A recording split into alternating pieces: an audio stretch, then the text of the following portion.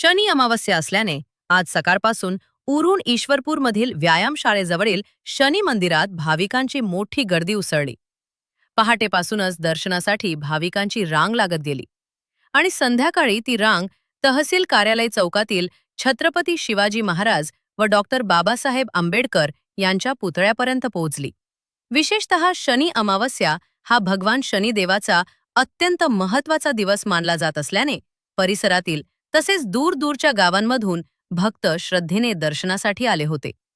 मंदिरात सकाळी विशेष पूजा, अभिषेक, तेलाभिषेक आणि आरती यांचे आयोजन करण्यात आले होते. पूजा विधीसाठी भक्तांनी मोठ्या संख्येने उपस्थिती लावली.